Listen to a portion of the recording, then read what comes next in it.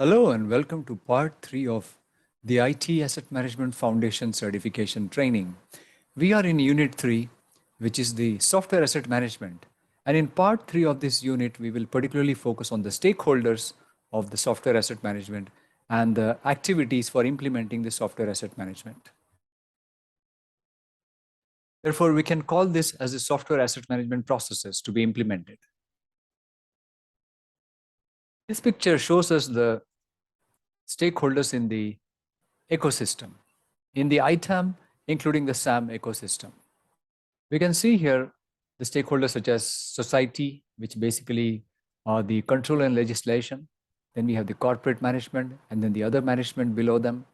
Then as part of the other management, we have various departments such as purchasing, finance, legal.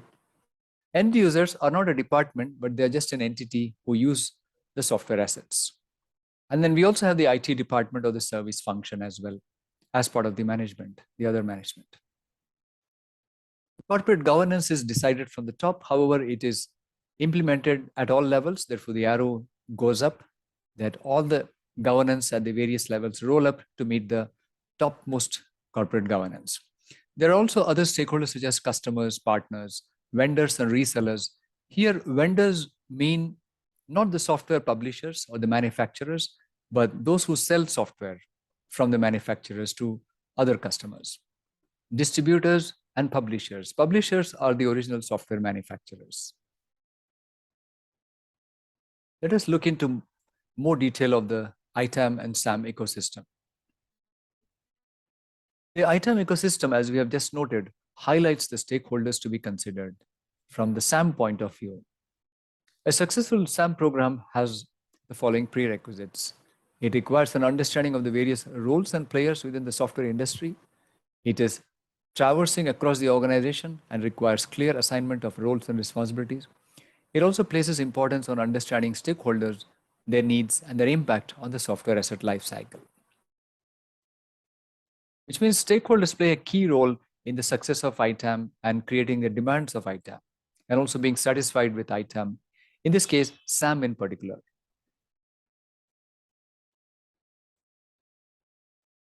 There are some challenges though. For example, siloed departments, meaning segregated departments with barriers between them, result in lack of cooperation. For example, procurement, legal, IT department. If these do not cooperate, there can be SAM issues. Such as IT department needs basic knowledge of the contractual consequences of installing or copying or redistributing software. If they don't know, then it can become a little messy. And also the IT department will have to do this or understand this in order to ensure that all these installations are aligned with the license terms and conditions.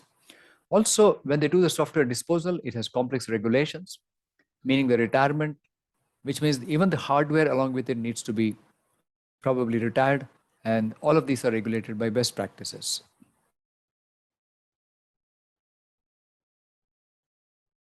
In particular, the software disposal, it is not just about shredding the documents or the license documents, but deleting electronic files and destructing the media device as per recycling regulations as well. At the bottom, we have mobile devices need to be highlighted because it's a complex risk area as they are hard to control in terms of documentation, software access, and redistribution.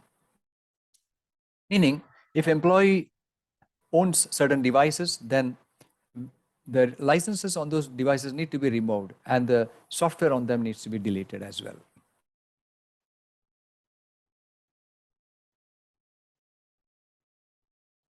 Further, the most important requirement is to have a clear SAM vision and strategy that is owned by senior management. So, strategy means your business strategy such as capturing higher market share or creative innovative products to be put in the market. But this will require investment in IT assets, including software, and it requires optimal licensing contracts, therefore. The corporate board of directors is one of the key stakeholders. They create a clear SAM vision and strategy by which everything else in SAM are initiated, including the process of creating the business case or the justification for the software assets and the various SAM initiatives. This includes the CIOs and the business leaders who want and expect rapid solutions. to develop new business strategies and initiatives, meaning they want the solutions which will support those strategies and initiatives.